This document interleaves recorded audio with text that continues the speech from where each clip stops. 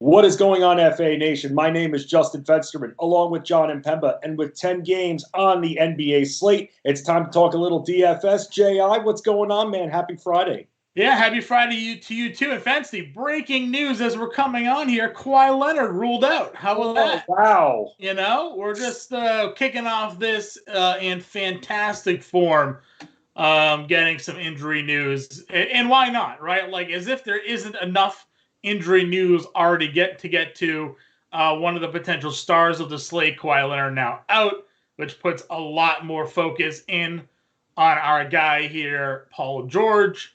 So yeah, good way to kick it off. I'm feeling good on a Friday slate. I'm sure through the next half an hour we'll get plenty of more news. Oh, you're right, John. You know what? You're 100% right. You're a betting man. You just won. Lonzo Ball minutes limit on Friday. So there you go. Yeah. There, another piece of news. Let's talk about everybody who's out right now. So John will take a little 5-minute nap here as I tell you this laundry list. James Harden is out. Zach LaVine as well. Pascal Siakam, a lot of Raptors out. Siakam's out. Kyle Lowry is out. OG Anunoby is out. Victor Oladipo's out. Jeremy Grant is out. Devontae Graham, Alexei Pokusevski is out. Davis Bertans is out. Mason Plumlee as well. Daniel House. Corey Joseph. Otto Porter. Michael Carter-Williams is out. DeAnthony Melton is out. Serge Ibaka as well. Malik Monk. Alec Burks. Sterling Brown. Patrick Beverley. DJ Augustine, Dennis Smith Jr., Justice Winslow, Wayne Ellington, Mike Muscala, Rodney McGruder, and Trey Lyles. And then besides Kawhi Leonard, who was just ruled out, we've got some questionable and doubtful tags as well. Damian Lillard being one of them with a hamstring injury. He's questionable. Tobias Harris listed as questionable with a knee injury. Now, recently, we just found out unlikely to play, John. So what do you think? Do you think he's going to play tonight? Well, Doc Rivers has pretty much lied to us all season long whenever this has come to be, so I'm still taking that with a grain of salt. I don't know if we can trust him.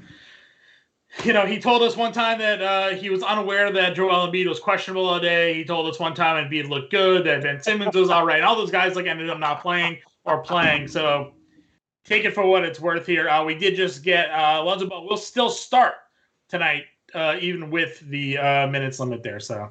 All right, but Tobias Harris, unlikely to play right now. Tomas Satoransky, this just came out, now questionable, was probable, now questionable with a back injury, was just downgraded. Gary Trent Jr. is doubtful with an ankle injury. P.J. Washington, doubtful as well with an ankle injury. Dwight Howard is questionable with a knee injury. Mo Bamba, questionable with a hip. Nerlens Noel, questionable with an ankle injury. Hamidou Diallo is questionable with a knee. Brandon Clark is questionable with a hip as well. Jalen Noel, questionable with the leg. DeAndre Bembry, he was questionable, and the Raptors, like I said, have a lot of guys who are in flux right now. He was upgraded to probable with the hamstring injury. Yeah. Then you have Brad Wanamaker, questionable with the ankle. Andre Iguodala, questionable with the hip. And then finally, John, and this is where I bring you back in, Gorgie Jang, questionable with the shoulder. Did I miss anybody else? We just talked about half the league here. I don't think so, but like I said, there's still plenty of time for more news to break. It's a quarter of like the witching hour, right? We'll say. As we come closer to roster lock, we'll get more news. Yeah, who are you, Scott Hansen over here? I love when he says it's the witching hour. All right, well, let's talk about James Grande's DFS NBA playbook that you can find on fantasyalarm.com and will be updated and updated again. And as always, we start with high-priced point guards. And where do we begin? Lately in these streams, been looking at some of the values for point guard. But with all of these injuries, John, I think that we're looking in maybe only a couple of directions tonight, and it's going to cost us a pretty penny, and it starts with Mr. Westbrook. Yeah, for me, it's Westbrook. It doesn't really matter at this point whether Beal is in or out. He is just absolutely taking over. It looks like the player he had basically his whole career. Triple-doubles galore, he's scoring the basketball, and it's an absolute fantastic matchup against the Pelicans. We've loved going at them all season long at the guard position. Whether or not Lonzo Ball was active, we've still gone in his direction. He's going to play tonight. Is going to be limited. They don't really have, a strong perimeter defense. They have Steven Adams there in the middle, but Westbrook's going to have no problem getting to the rim there. If they get Adams in any sort of foul trouble, then it's Jackson Hayes, and he's a hacker guy as well. So for me, it's spinning up for Westbrook. But I mean, there's so much value on this slate tonight, Fensty. And if you're playing on DraftKings, there's 3 or 4 point guards that I love tonight. On FanDuel, it's a really hard decision. Am I paying up for Westbrook or am I going to be taking a look at some of the value? Because there is some excellent value on FanDuel tonight. And it get even better with the news of Tomas Satoransky. If he's not playing now, potentially, and we know Zach LaVine is out, I mean, Kobe White is $3,800 on FanDuel. He's just an absolute steal.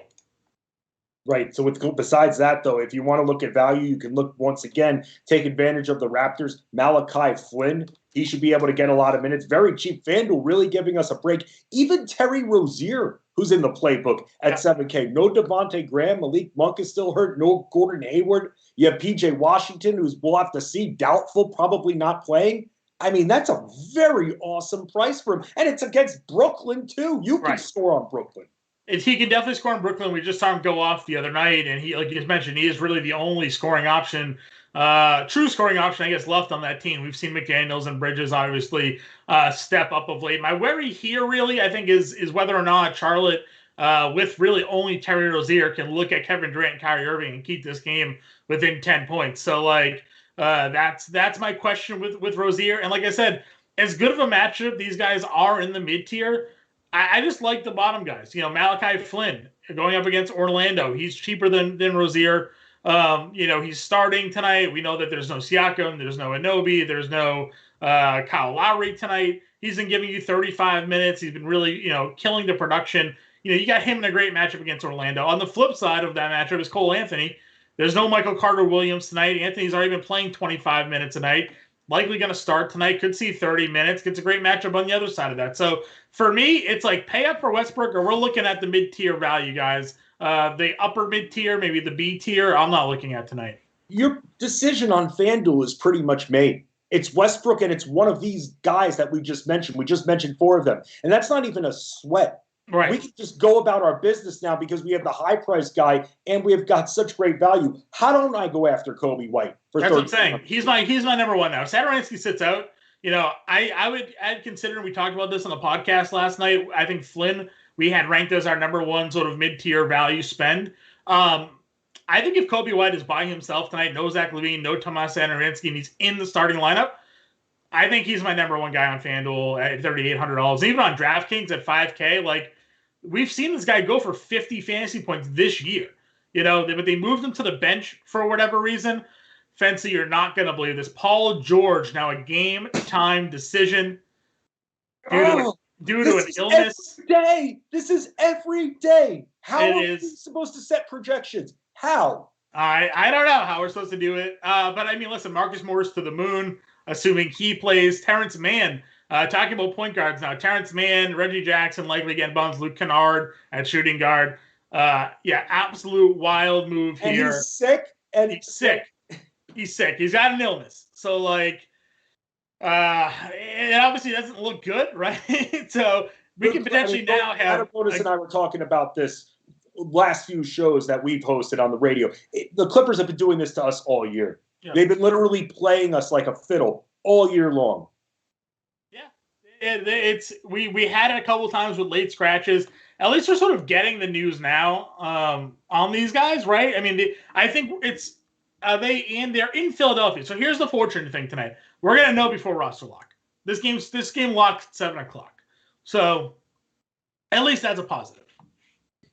All right, then let's move on to the shooting guard position, taking Paul George out of the equation temporarily, putting him with the rest of the league in purgatory right now for whether or not they're going to be even active tonight in just a couple hours. Let's talk about some of the, pivots now that we're looking at, John, because we just talked about Westbrook. If we're on DraftKings, we're going after Westbrook. Are you looking more in the value sector for shooting guards tonight?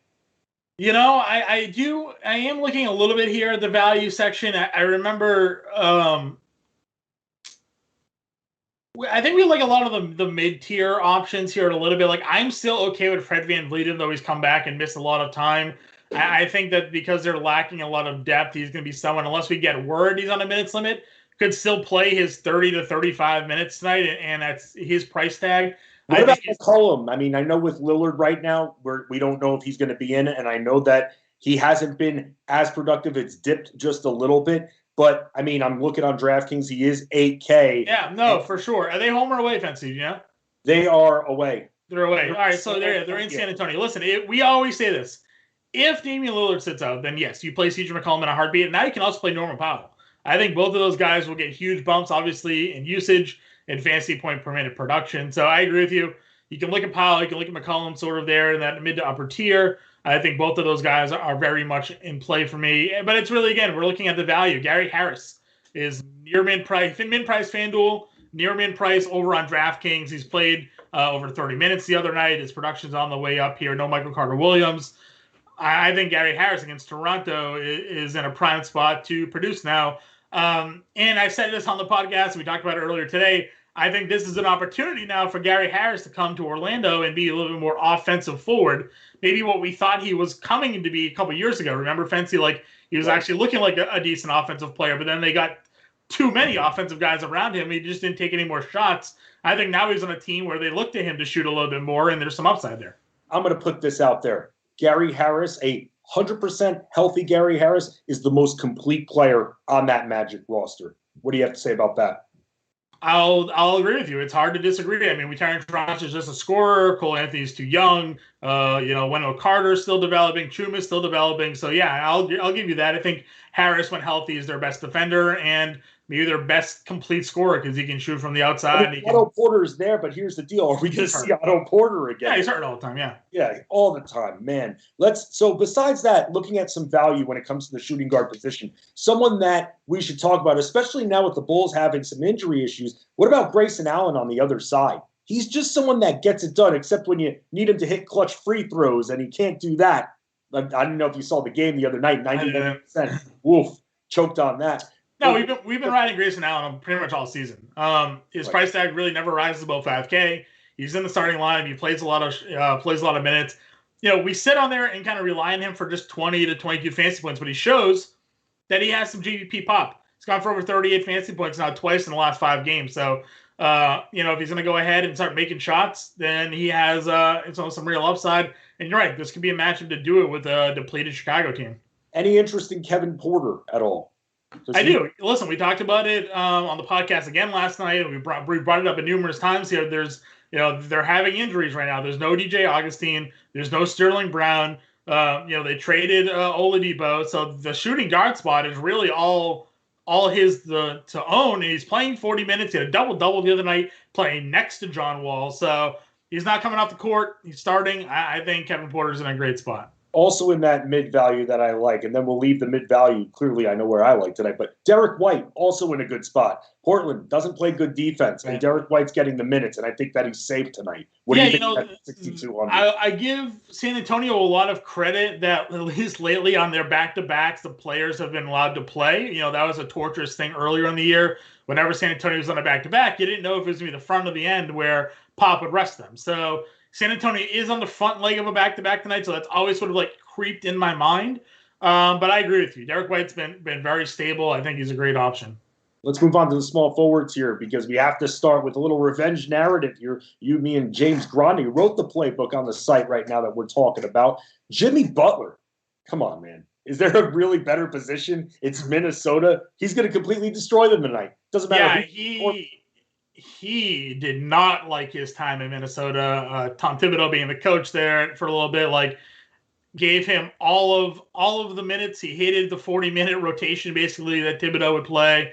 And it got to a point where he was so upset with the starters that during practice, he would take the third string, basically the backup bench, play with them, and then he would beat the remaining starting unit basically to prove that they're nothing without him. So it ended up tumultuously ending there. There were some rumors with him and Karl Anthony Towns' girlfriend. So who knows, right?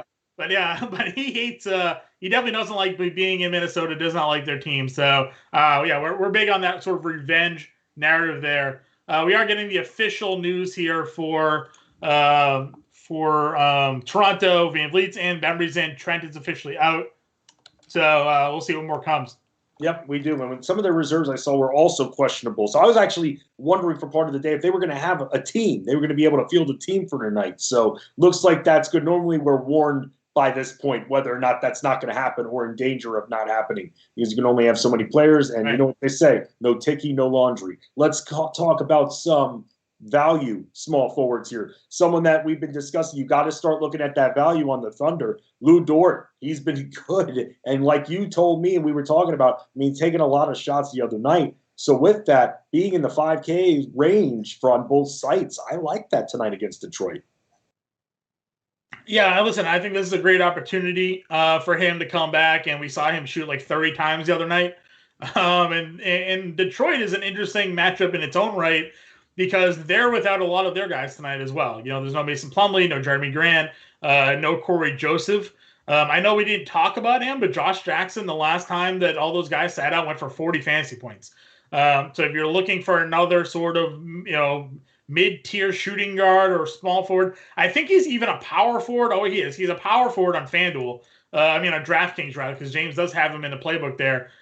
They're all kind of appealing, but on the flip side, yeah, Lou Dort for sure is someone that we're going to want to take a look at. He's one of the, if they play their big lineup again, like they did the other day, that had Moses Brown, that had Isaiah Roby, that had Darius Bazley starting, who's the shooter of that group? It's Lou Dort. So I think if they run that lineup out there again, Dort's in a really good position. And it's going to be like that moving forward. Just got the news that Shai Gilgeous-Alexander will miss at least 2 more weeks of action. However, I'm going to say it right now. I've said it on shows that I'm thinking he is done. Why bring him back at this point? There's no point to bring him back. Only gets re-injured and makes it worse. Don't bring him back. I don't think he comes back. The Thunder are at the bottom, so that's not going to work itself out. I don't. It's too bad because he was going to be like my most improved player of the year pick. I think it was. Right. So. No, and that's fine. But at this point, I mean, he's already been hurt, and it could be heel Achilles. I mean, still, just I agree. Out. That's it.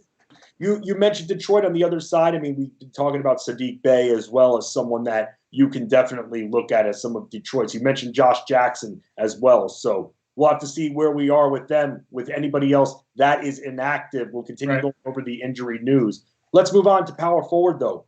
Who are you looking at power forward? Are you looking at Durant still under 10K, or do you need to see a little bit more, would you say? So I like Durant where he's at. I just worry about, again, the game environment here. How does Charlotte compete in this game, right? Like, I look at who's going to be on the floor for them, and I just don't. Maybe I'm giving too much credit to the talent, but talent plays out in the NBA. So like Kyrie Irving and Kevin Durant on one side, and then it's Miles Bridges, it's Terry Rozier, it's Bismack Biyombo, Jalen McDaniels. Like that doesn't seem like an even matchup to me. So I worry about the blowout here. So Durant is a good tournament pivot because I am going all in on Zion Williamson tonight. He is my number one. I love that even Lonzo being a little bit limited. I think that plays up for Brandon Ingram, who we didn't touch upon. I know Grande and I kind of gone back and forth about the appeal of Brandon Ingram. And I said, with Ball being out, you saw the assist numbers for him. He had 8, 7, and 7 in the 3 games that Ball wasn't in. If Ball's going to be limited tonight, then there's an opportunity for those assist numbers to sort of stay somewhat relevant for Brandon Ingram. It's no secret we want to be looking to stack this Pelicans-Wizards game. So Zion, Ingram for me are 2 top plays. And I just love what we're getting out of Zion right now. He's filling it up, 5-category player.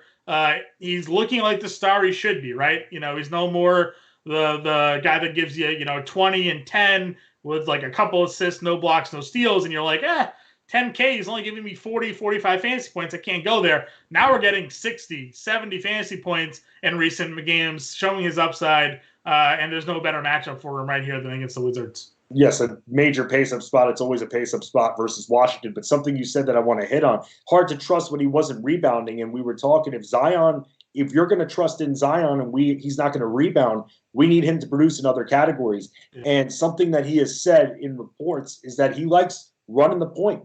So while you mentioned Ingram's assists are going up, I mean, Zion's have been as well. I mean, averaging 3.7 dimes per game. I mean, he's exceeded that last 5 games. And you're seeing these 7, 8, 6, a couple of 4s in there as well. So the assist numbers are bumping up for him as well. So for those worried about Ingram, Zion's getting that love as well with being the floor general. So I'm fine with the 10K price point. Who else do you like from the value side of things? I mean, we mentioned Marcus Morris at this point. We can't ignore him. We'll mention it again. Yeah, if George is out as well, so just Kawhi being out automatically puts Marcus Morris in as one of the top plays of the slate. If Paul George is now also out, you have to consider not only Marcus Morris, but Nick Batum.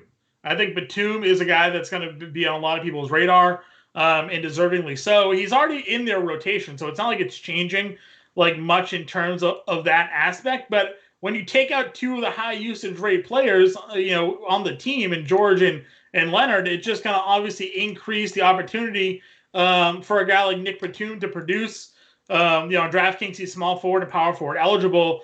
He had a couple of games, 38 and 33 fantasy points in two of the last three. So, like, he has that ceiling. He's gone for at least 14 points in three of the last four. So he's scoring now. When these guys are off the floor, like, he's looking a little bit like the old version of Nick Batum when he was healthy, when he had two working knees. Like the guy that could give you 14 with rebounds and a couple assists and some blocks and steals. Like, if this is the way they're going tonight, I think it's a great opportunity for him.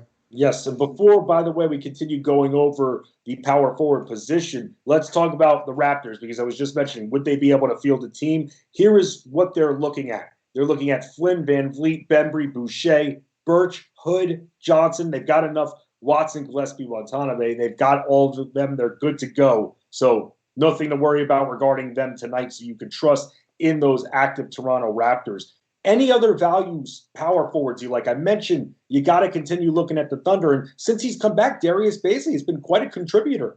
Yeah, Bazley's been fine. I think, like you mentioned, he's in the lineup. But what's, I think, a positive note has been the minutes. Usually when a guy comes back from that long of an absence, he kind of, maybe takes him a little bit to recover. He was out basically an entire month. But he's come back and played 36, 29, 28 minutes. Two of the last three games, you're right, he's been fantastic. 34 and 32 fantasy points. Didn't have a good game in Utah, but rarely do teams have good games in Utah, especially as a front court player dealing with Gobert and that whole unit there, Royce O'Neal and whatnot. So, yeah, I give him a pass there. And then you look at you really do. You look at, like, the run he was on before the injury and afterwards. Pretty consistent 30-plus fantasy point guy. So, Baz is a good call by you going up against Detroit. Again, no Jeremy Grant, no Mason Plumlee. They're going to start Stewart, maybe Doumbouya, Tyler Cook, like something like that in their front court with Sadiq Bey.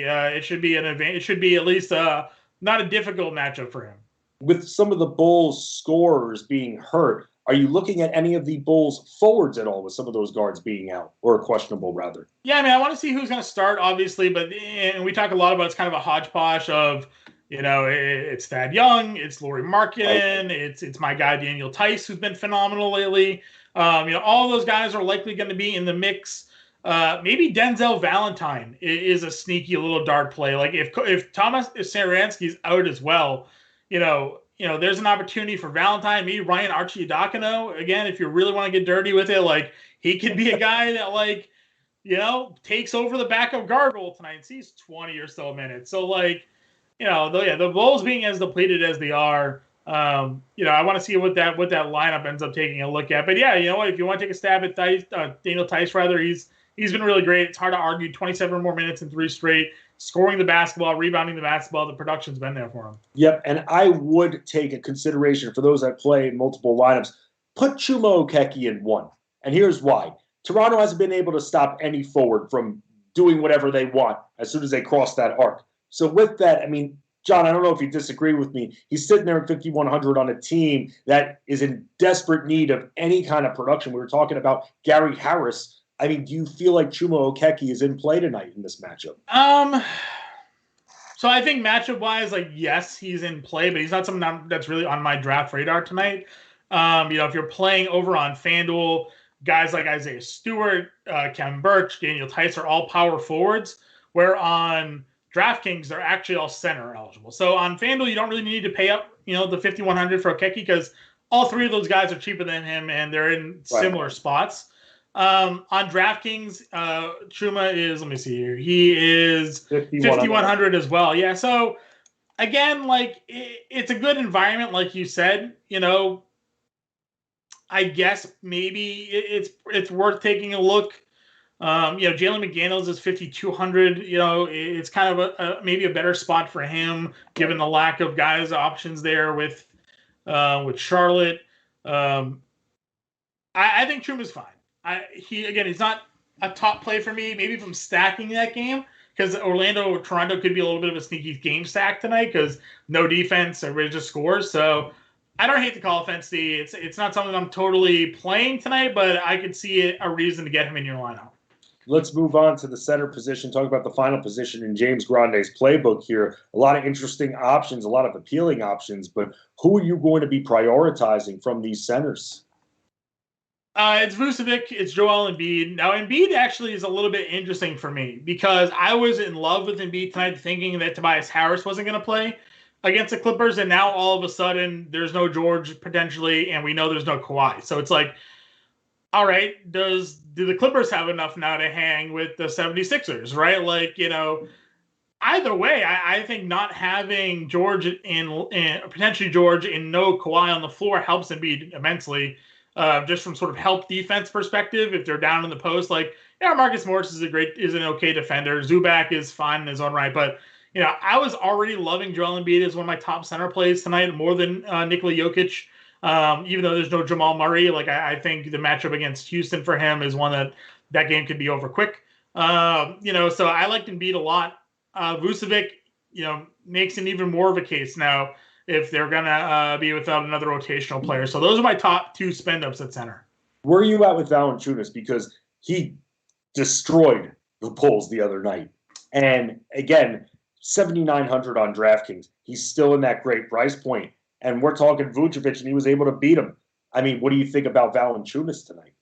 Yeah, my thinking sort of is like if I'm either spending up or I'm spending down at center when it comes to DraftKings, at least, because all those guys I mentioned are center only eligible with Birch and Tice and Stewart. So I don't really find myself floating towards the mid tier too much on DraftKings. On FanDuel, I think there's some merit to it, though. I do. I think if your lineups fit in Valanciunas, it's hard to argue the 30 plus minutes. We're seeing the 20 straight double doubles that he's giving you. No, the production's legit. Brandon Clark is questionable.